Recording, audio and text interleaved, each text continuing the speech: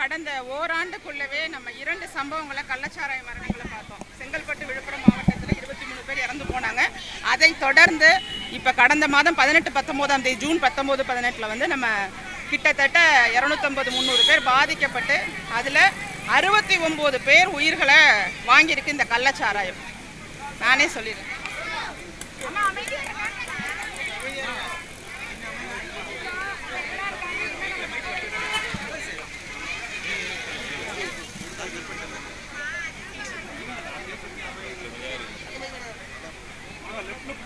கடந்த ஓராண்டுக்குள்ளவே 2 சம்பவங்கள் நடந்திருக்கு, கள்ளச்சாராய மரணங்கள் நடந்திருக்குங்கிறது மிகப்பெரிய அதிர்ச்சியையும் வேதனையும் கொடுக்குதுங்க.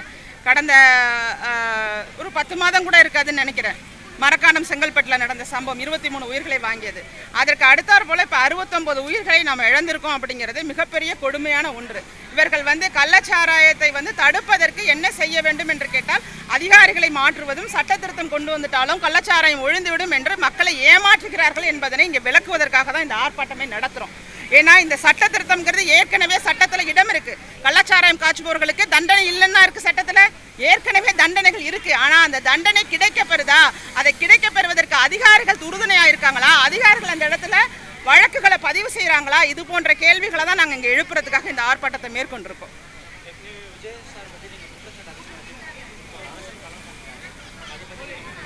இல்லைங்க, நான் குறைகள்லாம் ஒன்றும் இல்லைங்க. போதை இல்லாத தமிழகம் வேண்டும். அதற்கு யாரெல்லாம் போதைப் பொருளை குறித்தோ அல்லது போதை வஸ்துவை குறித்தோ ஒரு பாடல் வரிகளோ அது போன்ற காட்சிகளோ இருந்ததுன்னா அது இளைஞர்களை பாதிக்கும் என்கிறதன் அடிப்படையில் தான் நான் வந்து போராடிக்கிட்டு இருந்தேன். இது தவிர எனக்கு பர்டிகுலராக இவரை எதிர்க்கணும் அவரை எதிர்க்கணுங்கிற அவசியம் எனக்கு கிடையாது. நான் மக்களை நேசிக்கிறேன். இளைஞர்கள் வந்து வருங்காலத்தில் வந்து போதைக்கு அடிமையாகாமல் இருக்கணும் அப்படிங்கிறத மையப்படுத்துகிறேன். ஏன்னா மிகவும் அச்சமாக இருக்குது. எல்லா கல்லூரி வளாகங்களிலுமே இன்றைக்கு போதைப் பொருள் புழக்கம் அதிகமாகிவிட்டது. அதுவும் அந்த இன்ஜெக்ஷன்லாம் பார்த்தீங்கன்னா கேன்டீன், கல்லூரி கேன்டீன்லேயே அவங்க போட்டுக்கிறாங்கிறதெல்லாம் நம்ம கேள்விப்படுறோம். இதெல்லாம் கேட்கும் போது நிச்சயமாக சினிமா துறையும் ஒரு காரணமாக இருந்துவிடக்கூடாது என்பதை தான் நான் வலியுறுத்துகிறேன். அதுலேயும் குறிப்பாக முன்னணி நட்சத்திரங்களாக இருக்கவங்க அவர்களுடைய சமூக பொறுப்பை உணர்ந்து நடந்து கொள்ளுங்க அப்படிங்கிறது என்னோட வேண்டுகோள்.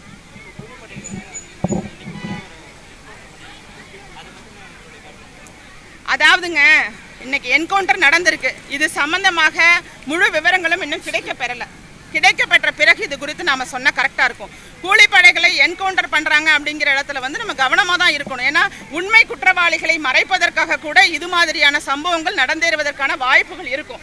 அதனால் முழு விவரமும் தெரியாமல் அது குறித்து பேசுவது சரியாக இருக்காதுன்னு நினைக்கிறேன் நான்.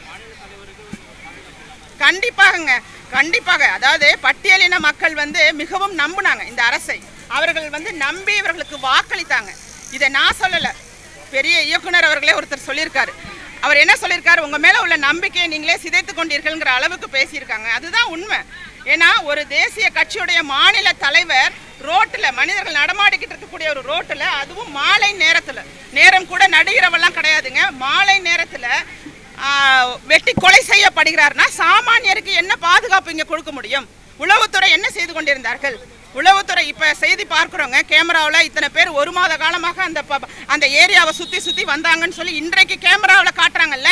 இது என்றைக்கு பார்த்துருக்கணும்? இந்த சம்பவம் நடப்பதற்கு முன்னாலேயே அவங்க உணர்ந்து இதை பார்த்து அந்த சம்பவம் நடக்காமல் தடுத்திருக்க வேண்டும்.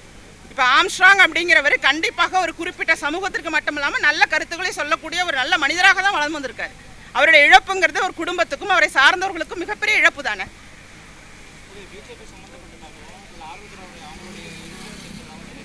இதே எதில் சம்மந்தப்படலைங்கிற விஷயம்லாங்க முழுமையாக அறிக்கை தயார் செய்கிறதுக்கு முன்னாடி பேசக்கூடாதுங்க. அது சட்டப்படி சரியாகவும் இருக்காது கண்டிப்பாக. ஆனால் ஒன்று மட்டும் தெரிகிறது, கொலை நடந்து ஒரு 2 மணி நேரத்துக்குள்ளே இதனால தான் இந்த சம்பவம் நடந்திருக்குங்கிறத எப்பொழுது சொல்கிறாங்களோ அந்த இடத்துல ஒரு சந்தேகம் இருக்குது. அந்த சந்தேகம் என்னங்கிறத போக போக வரக்கூடிய விசாரணைகள் நிச்சயமாக விளக்கும்னு நம்புகிறேன் நான். ஒன்றுமே இல்லைங்க, காவல்துறையினர் அதிகாரிகள் யாரோட உறுதுணையோட நடக்குது அப்படின்னா நிச்சயமாக அதிகாரிகள், அரசியல்வாதிகள் இவர்களுடைய கூட்டு களவாணித்தனமாக தாங்க நான் பார்க்குறேன். அதாவது அதிகாரிகளுக்கு தண்டனை கொடுக்கப்படும் சொல்கிற இடத்துல அமைச்சர்களுக்கும் தண்டனை கொடுக்கப்படும் அப்படிங்கிற ஒன்றை ஏன் சொல்ல மாட்டாங்க, ஏன் சொல்ல மறுக்கிறாங்க? அமைச்சர்களுக்கும் தண்டனை கொடுக்கப்படும். இந்த துறை சார்ந்து நீங்கள் சரியான முறையில் நீங்கள் நடவடிக்கைகள் எடுக்கலைன்னா, வழக்குகள் பதிவு செய்யலைன்னா கண்டிப்பாக உங்களுடைய அமைச்சர் பதவி உங்களுக்கு இருக்காதுன்னு ஏன் சொல்ல முடியலை? அதைத்தான் நாங்கள் வலியுறுத்துகிறோம். எல்லாருக்குமே பொறுப்பு இருக்குது. இந்த ரெஸ்பான்சிபிலிட்டி வந்து நீங்கள் அதிகாரிகளை கை காண்பி வைத்து தப்பிச்சுலாம் நினைக்கிறீங்க. அரசு அரசியல் ஆளுங்கட்சியாக இருக்கும்போது அதிகாரிகள் அதாவது அவர்கள் நன்மை செய்தால் அதை அரசுக்கு சொந்தமாக கொண்டாடுறீங்க. அதிகாரிகள் ஏதாவது பெருமைக்குரிய விஷயத்தை செஞ்சால் அது தமிழக அரசு தான் அதற்கு காரணம், முதல்வர் தான் காரணம், நான் தான் காரணம், நம்பர் 1 முதல்வர் நீங்கள் பெருமையாக மேடையில் பேசுகிறீங்க.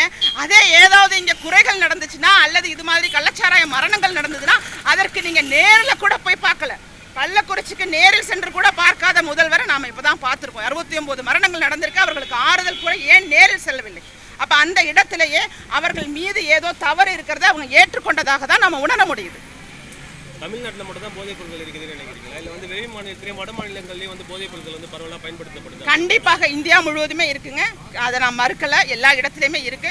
முதல்ல நம்ம மாநிலம் நல்ல மாநிலமாக இருந்தது. இந்த மாநிலம் இப்போ சீர்குலைந்துகிட்டு இருக்கிறத கண்ணால் பார்த்து நம்மளால் தாங்கிக்கிட்டு இருக்க முடியாதுங்க. அதுக்கு அதன் சார்பாக நம்ம அனைத்து மக்கள் அரசியல் கட்சியுடைய பிரதான ஒன்றே இளைஞர்களை நல்வழிப்படுத்தணும்.